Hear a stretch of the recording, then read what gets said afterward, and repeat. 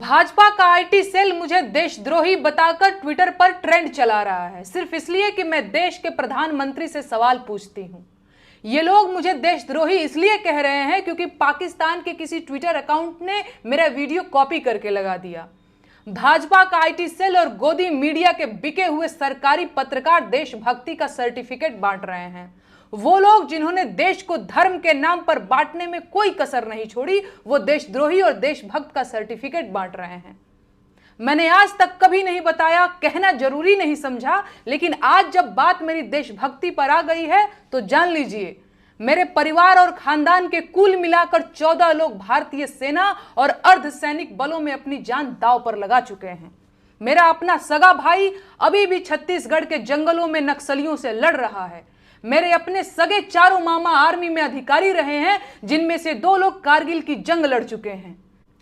चाहे थल सेना हो या वायु सेना, मेरे भाई आज भी देश की सेनाओं में हैं और ये 2-2 रुपए के ट्रोल आईटी सेल वाले मुझे देशद्रोही कह रहे हैं। इनकी हिम्मत कैसे हुई? है औकात तो जाकर उससे सवाल पूछो जिसने देश को 10 साल में आतंकवाद से मुक्त कराने की बात कही थी। कहां गई उनकी 56 इंच की छाती? मुझे देशद्रोही कहेंगे ये बिके हुए लोग। कितने नेताओं के अपने बच्चे फौज में हैं, बताओ गिन के?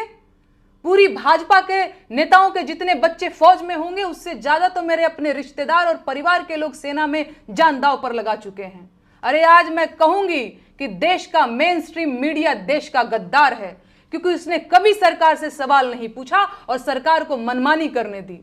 वो पूछें या ना पूछें, मैं बार बार पूछूंगी कि पहलगाम में 2000 सैलानियों के लिए सुरक्षा की व्यवस्था क्यों नहीं थी? कौन जिम्मेदार है इसका? आतंकी हमले के बाद बिहार में रैली करना इतना जरूरी था?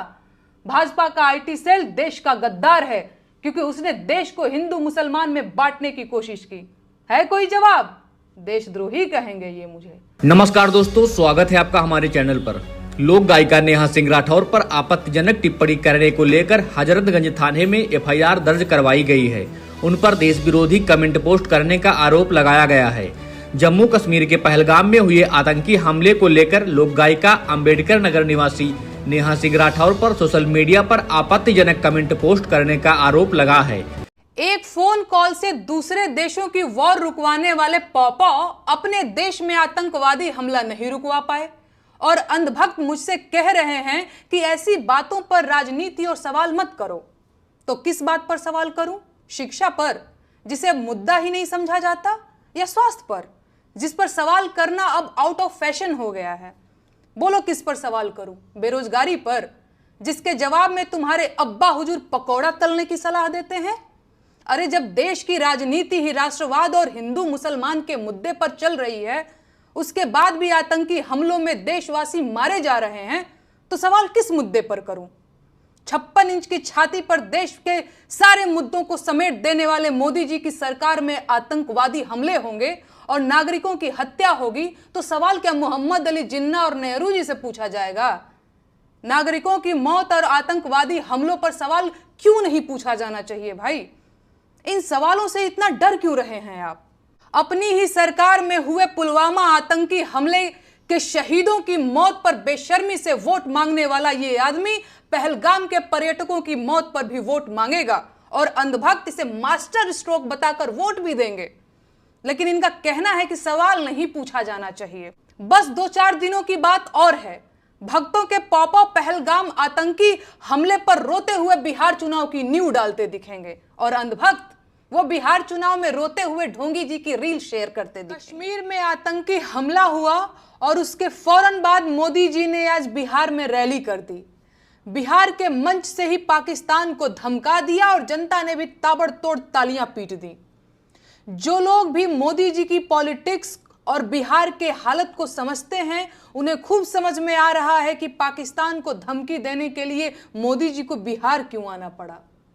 उन्हें बिहार इसलिए आना पड़ा ताकि बिहार की जनता से राष्ट्रवाद के नाम पर वोट बटोरा जा सके और बिहार की जनता के मुद्दों को फिर से साइडलाइन किया जा सके।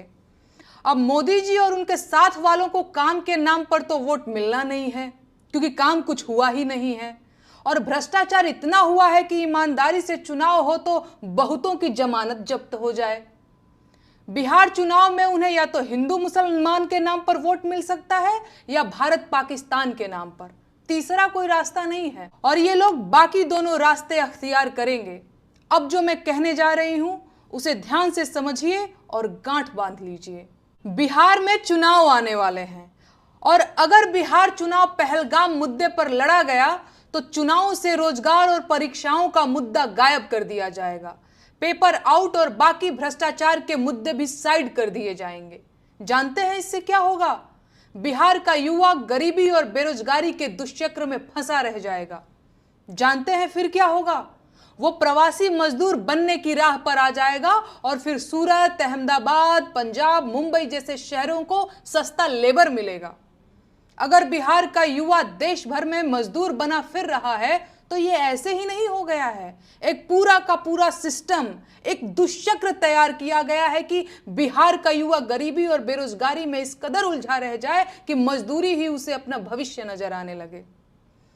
ये दुष्चक्र साल 2 साल में नहीं रचा गया है, दशकों लगे हैं। बड़े बड़े हाकिमों का दिमाग लगा है इसमें, तब जाकर बिहार के अच्छे अच्छे अभिमन्यु दिल्ली, बंबई, सूरत में गार्ड बनकर गालियां खा रहे हैं। अरे आपको क्या लगता है सब कुछ ऐसे ही हो जाता है? बिहार का युवा दुर्भाग्यशाली नहीं है, उसकी किस्मत की रेखा षड्यंत्र करके मिटाई जाती है। केंद्र की सरकार बनाने में बिहार की बहुत बड़ी भूमिका है।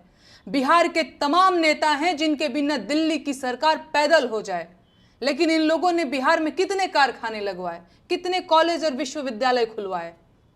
अरे न खुलवाए हैं न खुलवाएंगे, क्योंकि अगर ऐसा हो गया तो सूरत और अहमदाबाद को सस्ते मजदूर कहां से मिलेंगे? आपने जिनको चुनकर संसद भेजा है उन्हें दिल्ली वालों की चापलूसी में मजा आने लगा है। बिहार का चुनाव पूरी ताकत लगाकर पहलगाम की ओर मोड़ा जाएगा और मोदी जी ने आज रैली भी कर दी है और बिहार चुनाव से बिहार के जरूरी मुद्दों को भारत पाकिस्तान के विवाद से दबाने की शुरुआत भी कर दी है।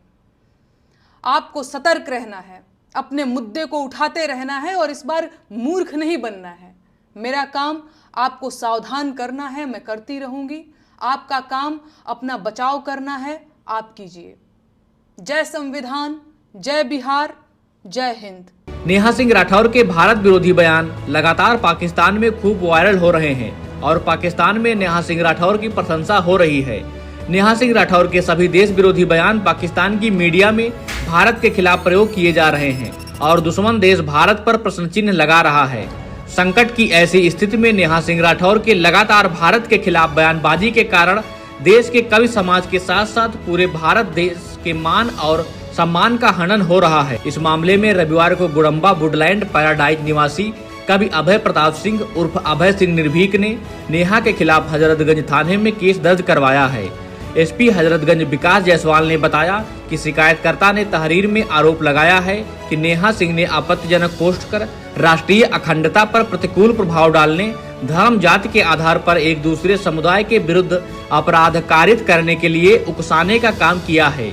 इतना ही नहीं, सोशल मीडिया पर वीडियो शेयर करते हुए नेहा ने इस आतंकी हमले में मारे गए निर्दोषों पर सवाल उठाए और 2 समुदाय के विरुद्ध आपसी सौहार्द बिगाड़ने और शांत व्यवस्था को भंग करने के लिए देश विरोधी बातें कही हैं। एसीपी ने बताया कि इस मामले में आईटी एक्ट सहित अन्य धाराओं में केस दर्ज किया गया है और जल्द ही नेहा सिंह राठौर को नोटिस देकर पूछताछ की जाएगी।